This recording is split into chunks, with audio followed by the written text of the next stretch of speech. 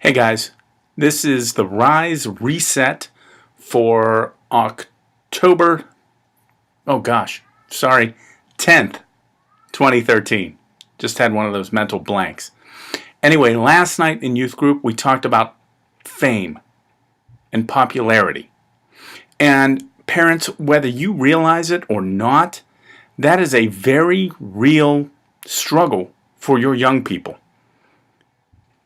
Back when we were in school, you had yearbook, maybe the local newspaper. There were very few things that demanded our attention. In today's society, our young people are bombarded with images, with words, with music, with just all kinds of things, and everybody wants to be known. God put that in us, okay? That is not something that's bad. That is not something that's unnatural. It's not something that happens just because they're young. God put in each and every one of us a desire to have friends, for companionship. That's why God made Eve for Adam. And Paul in the New Testament talks about the fact that sometimes not all of us are wired to live alone. And even Paul had friends. Jesus had friends.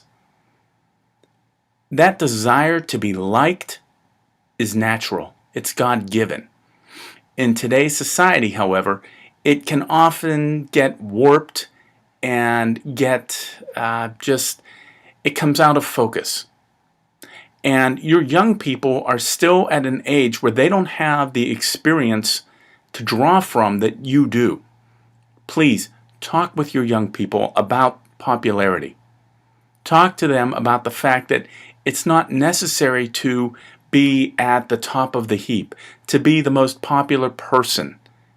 If your young person is struggling with having friends or making friends, the last thing they need to hear from you is, "What's wrong with you? Why don't you have more friends?" They're struggling with it, and it hurts.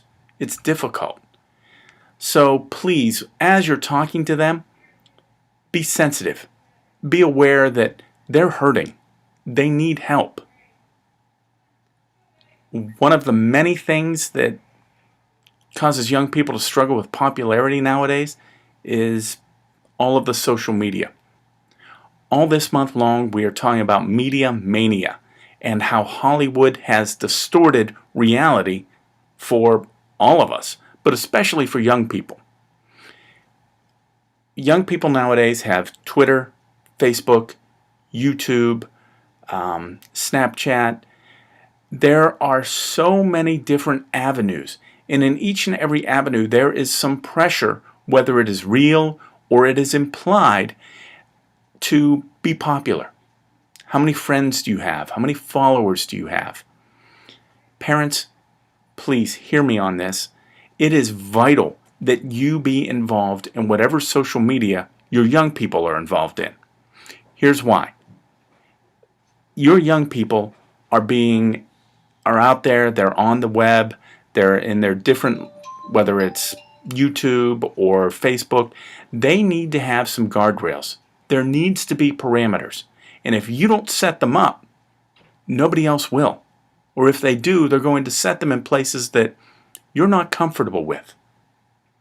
Now, I know you might be thinking, I have no desire to be on Twitter. I don't want to take pictures of what I had for lunch. And I don't want to be on Facebook because it doesn't matter to me whether I like or don't like your status. I get that. But what happens is this. When you are involved, your young person gets a sense of security. Young people want boundaries. All children do. They want to know where those boundaries are, and they want them to be clear. Now, I know that they're going to test those boundaries. That's part of growing up. It's part of maturing. They want to have boundaries. You getting involved in that aspect of their life, there's several benefits. Real quick, here's what they are. Number one, if you don't know what you're doing or how to set it up, ask your young person. They would love to show you all that they know. because we all like to brag a little bit. And that's what they would get a chance to do. They get a chance to tell you about what they know and to show you. That makes them feel good. So ask your young person, hey, can you help me set this up? They'll help you through it. They'll walk you through it. They'll get you all set up. The other thing it does is it encourages them when they see you taking an interest in something that's important to them. And believe me, social media is very important to them.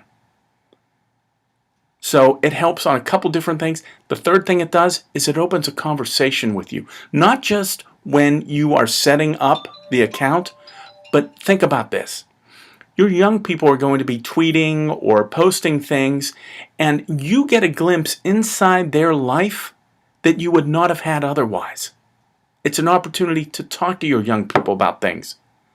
I know this firsthand from my own sons who, because they live so far away, sometimes I don't always get what is happening, but it allows me to stay a bit more connected.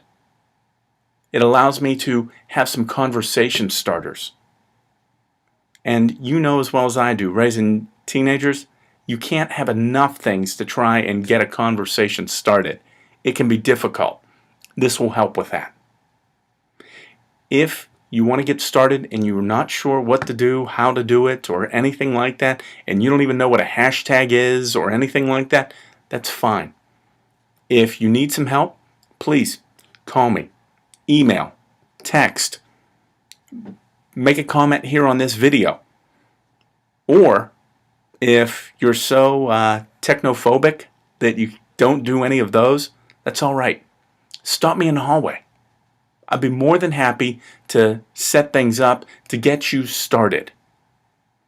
Because there is nothing like having an awareness that your parents are there for young people. It helps to keep them on the straight and narrow. Thank you for taking the time to watch this. Again, if you have any questions, let us know. We want to help you. We are going to do whatever we can to help you.